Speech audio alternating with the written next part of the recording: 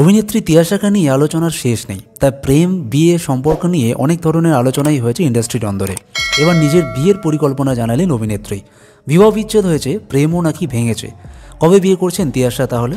উত্তর দিলেন অভিনেত্রী নিজেই। জানাবো তার উত্তর। তবে বন্ধুরা, তার আগে চ্যানেলে যদি নতুন হন তাহলে চ্যানেলটি সাবস্ক্রাইব করে বেল আইকনে প্রেস করুন। বিনোদনের এরকম সব আপডেট পেতে থাকবেন এই চ্যানেলের মাধ্যমে। আর ভিডিওটি ভালো লাগলে একটা লাইক করতে কিন্তু ভুলবেন না। চলুন তাহলে ভিডিওটি শুরু করা যাক। অভিনেত্রী তিয়াশা লেপচার কাজ নিয়ে যত আলোচনা হয় তার চেয়ে বেশি আলোচনা হয় তার ব্যক্তিগত জীবন নিয়ে। বেশ কয়েক বছর আগে অভিনেতা সুবর্ণ রায়ের সঙ্গে বিবাহ বিচ্ছেদ হয়েছে তিয়াশার। বিয়ের পরেই অভিনয় জীবনে হাতেখড়ি তার।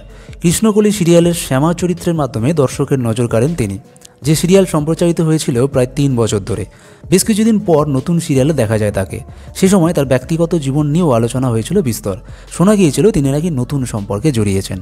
টলিপাড়ার অন্তরে ফিসফাস ছিল নায়িকা নাকি প্রেম করছেন অভিনেতা সোহেল দত্তর সঙ্গে, কিন্তু সেই সম্পর্কও নাকি টিকল না। তবে সম্পর্ক নিয়ে তারা কখনো প্রকাশ্যে তেমন কিছু বলেননি।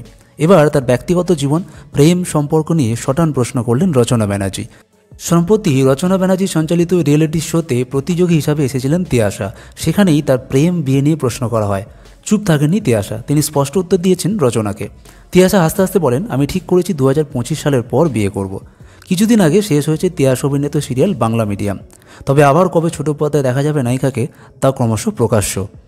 বন্ধুরা, তিয়াশাকে আপনাদের কেমন লাগে কমেন্ট করে জানান। আর বিনোদনের এরকম আরও ভিডিও পেতে চ্যানেলটি সাবস্ক্রাইব করে বেল আইকনটি প্রেস করে রাখুন। আর ভিডিওটি ভালো লাগলে একটা লাইক করতে কিন্তু ভুলবেন না।